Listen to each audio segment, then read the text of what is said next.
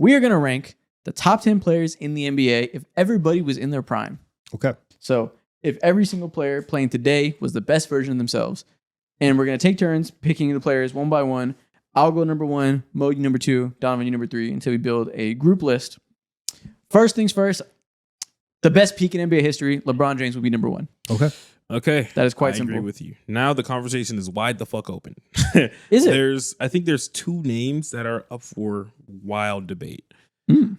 And for me personally, I'm going to lean towards this way because I love the consistency throughout the postseason that he's been able to provide. Oh, he's going to do it. I'm going Nikola Jokic. Over Steph Curry? Yeah, I'm going Nikola Jokic. This guy. I don't know if I agree with that, but it's not crazy. Jokic does have an all-time great peak. They're But just like, when I think about peak, when it's most important to fucking peak, there's been so many times where the worst playoff run that we've seen from Jokic just happened like 4 weeks ago against OKC. damn, starting off with the dud. Who's number 3, Donovan? It's not a real dud. It's up for debate. All right. It's Well, not an thank easy you for combo. setting me up and allowing me to grace my light skin goat with this. Steph Curry at 3. Yeah, Steph Curry is easily number 3. It's not crazy to go Jokic, but I would pretty easily pick Curry over him. So you forget 2016. I don't forget 2016. You clearly did.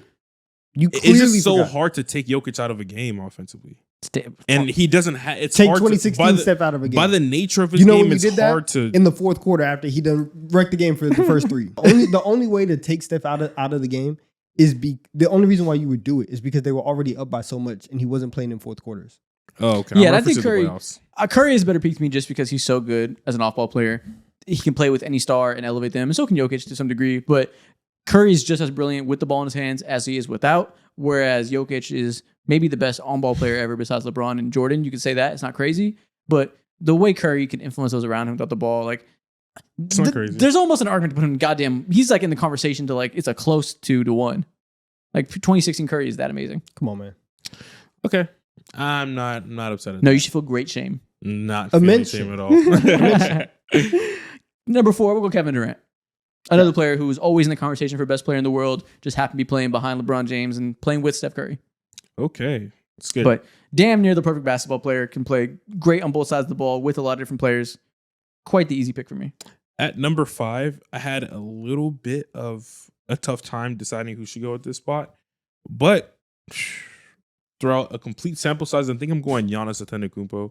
That's fair. Winning MVP and Defensive Player of the Year is something that's so fucking rare in the NBA. It's only been done one other time with Michael Jordan.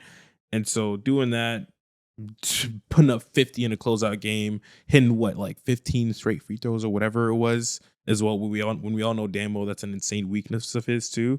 I'm going Giannis. Yeah, I would do Giannis pretty easily too. In the same way Kevin Durant is clearly 4, I think Giannis is clearly 5. He is just behind him. And honestly, if you tell me that you think championship Giannis playing two-way level, that type of crazy defense to close out a series, closing you out offensively at 51 points in closeout game, if you want to tell me on his best day, you would take that neck and neck or a little bit better than Kevin Durant, I'm not going to call you stupid. I won't agree. But it's certainly they're within striking distance of each other. Okay. Donovan, who was number 6?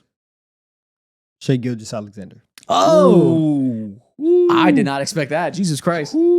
I think Shai, for everything that he did this, we are smack dab in the middle of his prime, right? Whether you think it started already or this was the first year, whatever. But I think that Shai, especially with what he's done over the last 3 years, the scoring acumen, the efficiency, all of that, the defensive stuff, and the fact that everybody else, like he has circumvented whatever process that you thought, where normally people will like make the playoffs and you lose for like 3 to 4 years. They were the 1 seed, lost in the second round, and Shai said, all right, I understand it now. Won the championship, had one of the best, not even like one of the best, but one of the most, once again, consistent runs ever. What Shai does on a night-to-night basis is insane. I'm going Shai at 6. Hard to disagree. When you know a lot of the other guards we'll compare him to aren't as good defensively. I am stuck here. Do I want to go big Harden or little Harden? It's tough. That's where I had him next, but I think. Are we doing this off of one game or like how are we gauging this? I think through a totality. In my mind, I'm not doing a game. I'm thinking of a total season. Where would these guys rank if you plop them like in the NBA today at their absolute peak? I'm thinking like I'm going whatever, little Harden. you think their best is, if you get like a 3-year sample size of that, and try to like At number 7, extrapolate? we're going James Harden.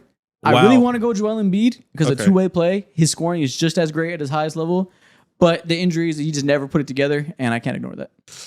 Okay. Very small difference, though. I think at his best, on his best day, he's probably better. Okay. We just didn't often see 2 best days in a row. We're following my list pretty well. I like this. Yeah. This player doesn't have the consistency throughout a year-to-year basis, but when he's at his peak, he's undeniably like very much in the conversation of the top 5. I'm going Kawhi at number 8. Oh, for okay, sure. fair You know enough. it. He got it. He Yeah. got it done. I Yeah. certainly think that Joel Embiid peaked higher than him, but if you want to give credit to the guy who won and actually stayed healthy for a couple years in a row, Yeah, and was that's fair. able to do it in the playoffs as well, which is like the highest peaks. If you Yeah. ask me, I'm going him easily. Okay, I think it's crazy we haven't picked an MVP yet in Joel Embiid, but Yeah. it's tough. Donovan, who's number 9? There's a lot of options that I have here. Put Luka Doncic at 9.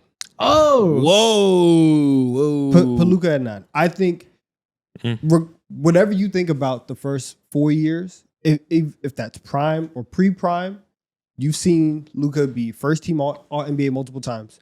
You've seen him lead a team to the conference finals and to the finals before. And when Luka is on, he is controlling everything. He's averaging 30. He's playoff proof. He's clutch. He's 34, 10-9, all that stuff. You can make all the arguments for him being like he's been a top 3 MVP finalist multiple times over. Obviously, if you want to go and beat over him because he actually got it done, 100% cool with that. But I think that Luka's at his best is one of the best players of all time. fuck! You're making me choose between Chris Paul and Joel Embiid for the last spots. 2 players I want to defend almost all the time. I'm going to go Joel Embiid. I know he never got done, never made a finals, never made a conference finals. But if I'm ranking the best players alive in any given year, I'm going to rank Joel Embiid in the top 5. The year after he won the MVP, when he was averaging 36 before he got hurt, that is one of the most dominant players I've ever goddamn seen. Bro, his scoring was comparable to Comparable Wilt to no Chamberlain, one. bro. Yeah, Wilt compared to no Chamberlain. one. It was the greatest Exactly. scoring start to a season we've ever seen. Points per minute. He was averaging more points than minutes. Yeah. That I is think he was outrageous. averaging like 34 points. It's crazy. Yeah, it was Don't make no 36 sense. points in like 35 minutes. Wow. It was ridiculous while still being a top end defender. That I have seen very few peaks better than that. I felt like I was watching the new best player in the world for a couple weeks before it all ended to injury. Yeah. But I was like, how do you win an MVP? And we all say, you shouldn't have won. We're going into the season thinking you got an MVP you didn't deserve. That means your PR is at an all-time low. We're already thinking this guy's not on my good side. And then you're unanimous MVP halfway through the season and the haters are all shut up. That is so hard to do, but he was that amazing that year. If you were to have a number 11, who would it be? Chris Paul. What about you? Chris Paul. I think I would have probably AD and then Chris Paul. I'm picking Chris Paul pretty easily. Yeah, I don't think I'm thinking about that. Yeah, I'm taking Chris Paul. Those Now, final years now of after AD that, on the 12? Pelicans. because if you pick at 10, you're going 11, you're going AD, right? Mhm. I guess I would go Chris Paul. But let's just say, because we outvoted you, you go CP at 11. Mhm. 12. AD? Wemby? Get the fuck out of here. I was just saying. Get the fuck out of At here. that point- Listen, the prime is on its Shut way. up. I guess at that point it would be either Westbrook or Tatum after that. I'm taking AD over Tatum.